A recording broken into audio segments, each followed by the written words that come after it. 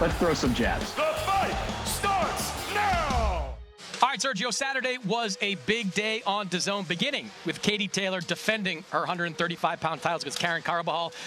Let's start with Katie Taylor's future. I don't think there is anyone in men's or women's boxing better positioned for big fights next year than Katie Taylor. If she looks up, she's got the winner, Chantel Cameron, Jessica McCaskill. She looks down, potentially a matchroom-friendly fight with Alicia Baumgartner. There's a Chris Cyborg matchup that might be out there for Katie Taylor. And there's the big one, Amanda Serrano, the rematch. Who do you want to see Katie Taylor fight next? The big one. I mean, it was a fight of the year candidate type fight. I mean, what they did at Madison Square Garden was historic. I mean, two women, what they did was incredible, and it was an incredible fight. So I want to see it again.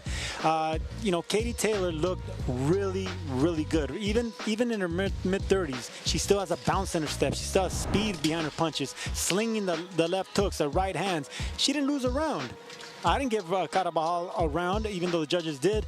I mean, it was an impressive one-sided shutout by Katie Taylor, and she did it in spectacular fashion across the pond. So her legend continues to grow. Look, I am not going to argue against an Amanda Serrano rematch. That is one of the fights of the year this year, and I think the rematch could be even bigger, could be even better. But I'm not sure that happens until the summer of 2023. Katie Taylor wants to do that fight in Croke Park in Ireland. That is a massive event. Katie Taylor has never fought in Ireland as a professional. That is a 80,000-plus crowd in Ireland for that fight. But I don't want to see Katie Taylor wait until the summertime to fight Amanda Serrano. If she wants to stay active, give me that Chris Cyborg fight. Chris Cyborg started to dabble a little bit in boxing, and if anyone has earned one of those crossover types of fights, it's Katie Taylor. She consistently faces the best in and around her weight class. She has faced Jessica McCaskill. She has faced Amanda Serrano. She has faced Delphine Persoon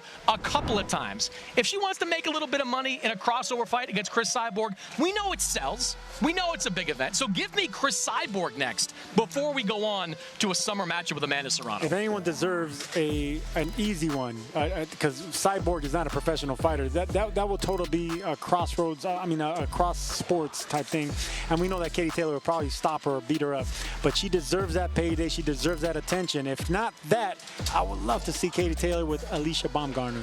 I mean, they both sell. They're both marketable. They both are great at what they do, pound for pound talents. So we know that Katie Taylor doesn't like easy matches. It's like one tough fight after another, and Alicia would be another tough fight for her. Yeah, she mentioned Holly Holm, too, as a potential candidate, another crossover type of fight. Quickly, did you see any signs of regression in Katie Taylor? No, I didn't, and I was waiting to see that because she is in her mid-30s, and she has been in physical fights. I mean, there's only so many physical fights that a fighter has.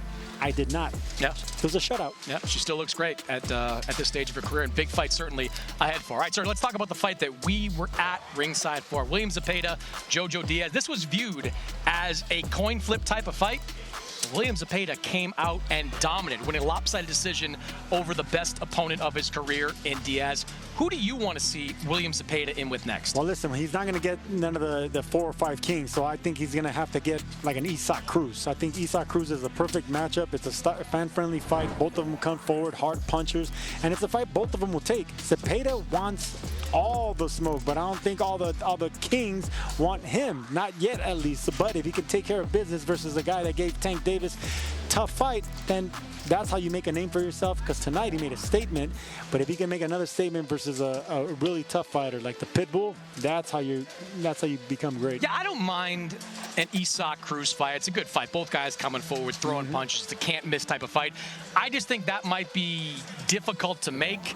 Isaac Cruz has been affiliated with PBC for some time. Politically, it might not be an easy fight to make, unless it's for a vacant title, which I think both those guys would step in and take that kind of fight. Here's a guy for you. Liam Paro. I want to see William Zepeda and Liam Paro go at it. Liam Paro was not a well-known guy here in the U.S., but if you're hanging around social media a couple of weeks ago, you're watching the Australian boxing scene, Liam Paro stopped Brock Jarvis in the first round of their fight. Made a big statement against Brock Jarvis, and I think that's the kind of fight that would make some sense. It's politically relatively easy to make. Paro associated with Matchroom. Obviously, Zepeda, Golden Boy, DAZN, they come together. if there's no good domestic fight here for William Zepeda, give me Liam Paro in a matchup. Yeah, I love that fight. I mean, a Mexican and an Australian, I mean, you could put that fight anywhere, it'll sell. And yes, they're both very fan-friendly as well. And it's an easy fight to make if the promoters are willing to work with each other.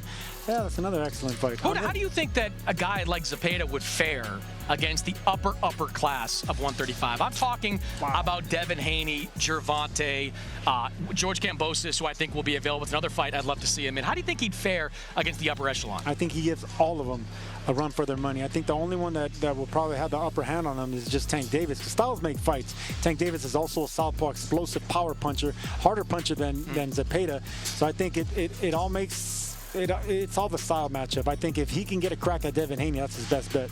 Well, I think Devin Haney ain't fighting it ain't gonna happen at this point. But Devin Haney could lead to the opening for William Zepeda. The reason I think guys will be willing to fight Zepeda, as great as he looked offensively, there were a couple times during this fight that JoJo Diaz clipped him. And you saw William Zepeda's legs get a little bit wobbly. That's why I think as good as he is, he has a slight vulnerability to his games, to the point where you can beat him if you can match his punch output, which is really hard. Which you won't.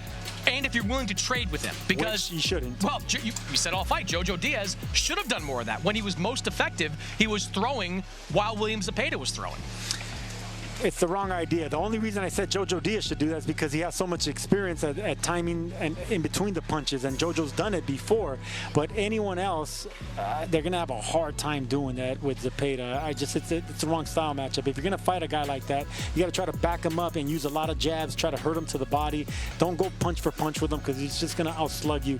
At throwing 100 punches around, you are not going to outwork Zepeda. Can you please explain to me what a courtesy round is? A courtesy round is when you really want to give it to a fighter, but he barely lost it, but you know what it's like to be in that position.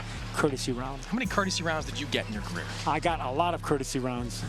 Got a lot of split decisions too.